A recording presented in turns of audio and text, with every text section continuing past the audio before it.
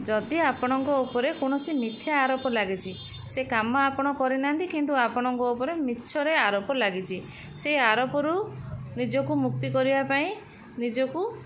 निर्दोष सब्यस्त करने कौन करेंगे आपण घर पाखे थिबा नदी किंबा बंध को आपण